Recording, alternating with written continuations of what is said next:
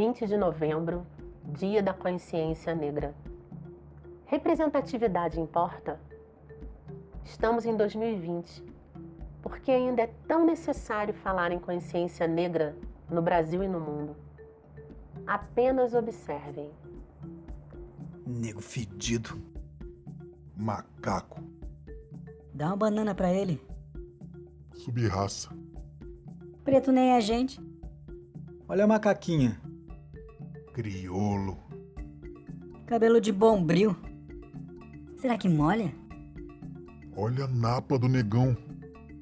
E o beiço? Nojo. Jamais teria um filho com alguém de cor. Deus me livre correr o risco de escurecer a família. Eu não admito ser atendido por essa negrinha.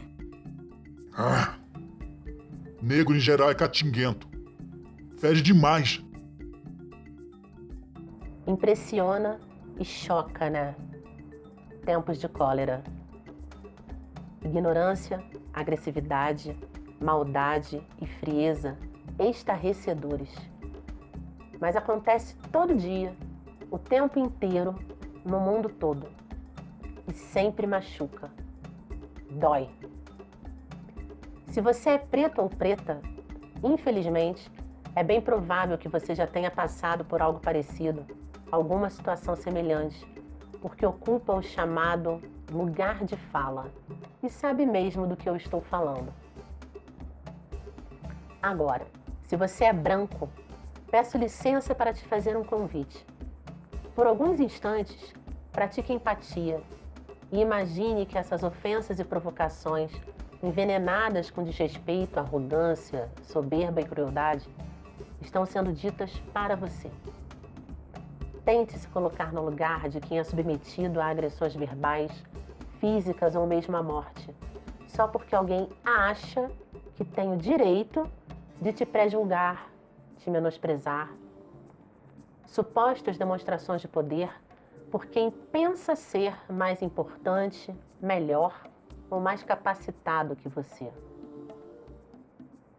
Pois é, quando esse tipo de insulto, preconceito, segregação, subjugação sai pela boca de uma pessoa racista, entra pelo ouvido, rasga o peito, sangra o coração e deixa cicatrizes profundas na alma de quem escuta, como se ser preto fosse um defeito de cor, como se gente de pele preta ou escura tivesse uma marca de nascença no formato de alvo.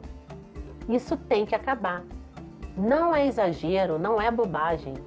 Mimimi é quando a dor do outro não te afeta.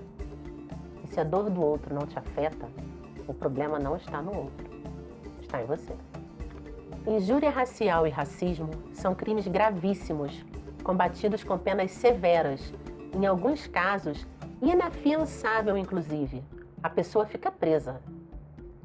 É válido que isso seja lembrado e divulgado, porque os racistas precisam ser desmascarados e punidos de acordo com a Constituição.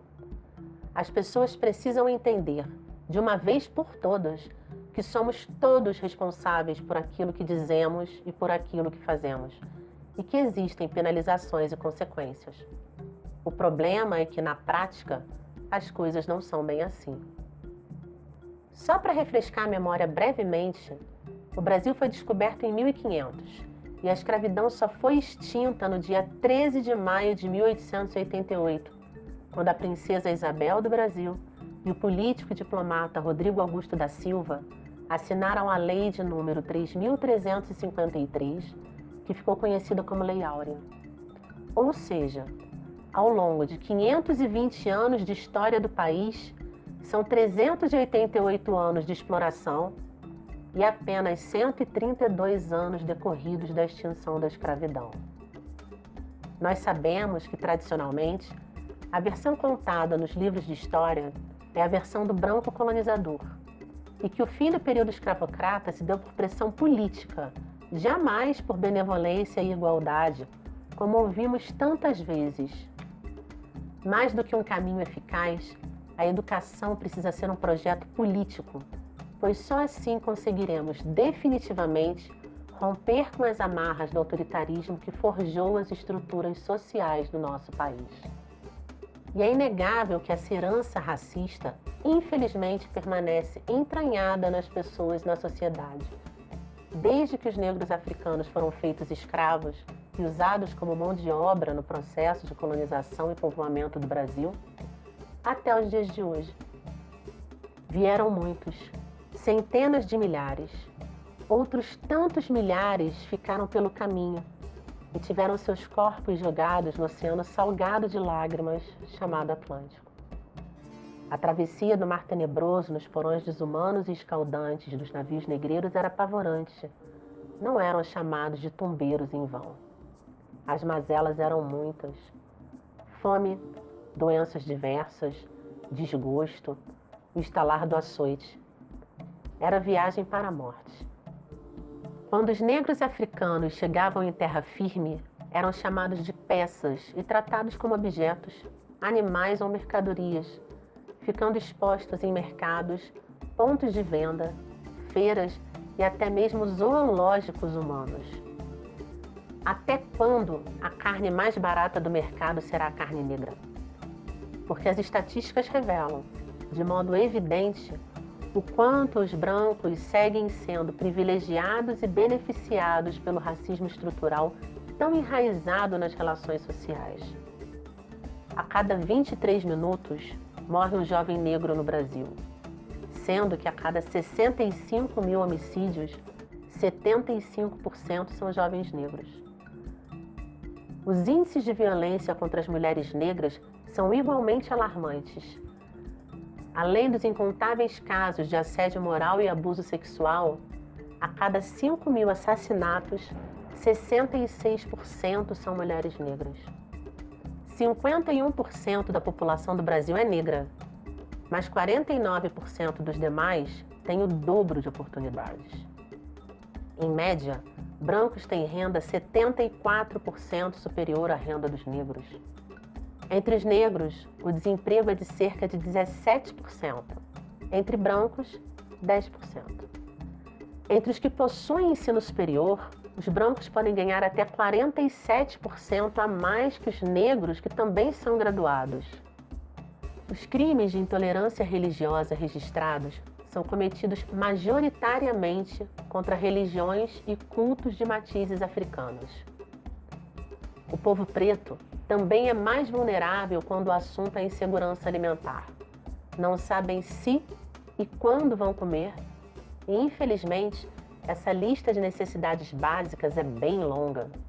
Educação, saúde, emprego, moradia, saneamento, segurança. As expectativas, de modo geral, são bem baixas e isso tem que ser revertido. Nós não podemos observar esses dados com naturalidade e ficar de braços cruzados enquanto o legado da escravidão faz com que as favelas permaneçam sendo quartos de despejo, senzalas contemporâneas ou cativeiros sociais, onde o asfalto e as comunidades são uma espécie de versão atualizada de Casa Grande Senzala. O mundo deve o perdão a quem ergueu civilizações e sangrou pela história. E esse pálido retrato da desigualdade e da exclusão exige posicionamento. Não posicionamento ideológico partidário, mas de consciência. Existe lugar de fala, mas não cabe lugar de cala, porque quem cala, consente. E discriminação racial é algo que não se pode consentir. Por isso, nos empenhamos cada vez mais para que a escola consiga desempenhar de fato o seu papel enquanto um lugar onde se adquire ensinamento, um lugar destinado ao aprendizado, seja na avenida, na quadra ou através de nossos projetos sociais.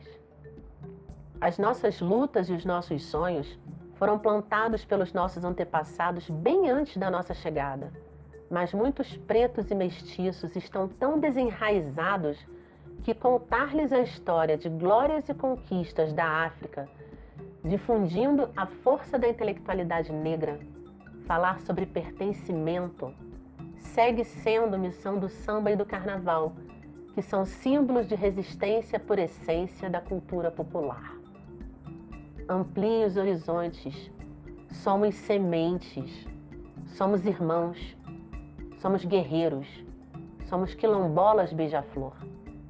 Nesse 20 de novembro, data da morte do líder Zumbi dos Palmares, evoque uma constelação de estrelas negras, entoie um canto para o seu orixá, reafirme as nossas origens, raízes, tradições e preceitos. Celebre a nossa liberdade de ser e existir, a nossa liberdade religiosa, de culto e de fé, carregada no som dos tambores e na força do axé, com orgulho de ser negro na raça, no sangue e na cor. Capriche nas estampas, penteados e miçangas. Dance, faça de seu turbante sua coroa e honre a nossa ancestralidade. Somos os herdeiros verdadeiros de reis e rainhas, como Tia Seata. Há que se empretecer o pensamento para esclarecer quem somos e curar feridas. Quando finalmente for possível voltar a brincar carnaval, vamos bater no peito e fazer o mundo inteiro ouvir a voz da beija-flor. O brado de um festival de pretos em plena pista, de punhos cerrados e erguidos para o alto, em reverência à nossa identidade latente e à nossa versão preta da história. É a história da gente contada pela gente. No caminho da luz, todo mundo é preto. Nós viemos para dizer que resistimos e vamos ocupar todos os espaços que são nossos. O racismo é o medo que os brancos têm dos negros sem medo. Continuamos na luta. Já raiou o sol da liberdade, já abrimos a senzala. E nesse terreiro, o samba segue sendo a voz que não cala. Enquanto agentes transformadores de uma sociedade em construção, cada ser vivo deve aprender que a diversidade de cores e tons é algo tão bonito que dentro em breve o racismo há de ser finito. Não é utopia. Há de chegar o dia em que o homem vai despir-se da discriminação para cobrir-se de tolerância e poesia. E então vai haver menos preconceito e mais amor dentro do peito. E se for demasiado ofertar amor, que seja pelo menos respeito.